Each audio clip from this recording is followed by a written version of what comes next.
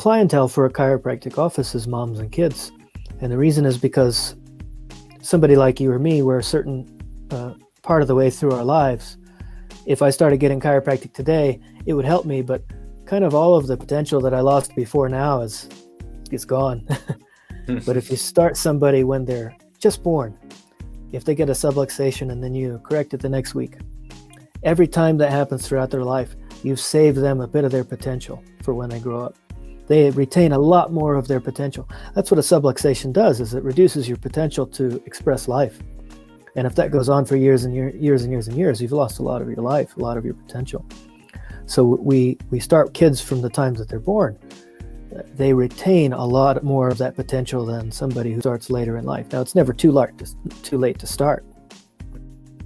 But the ideal client would be somebody who starts right in the beginning.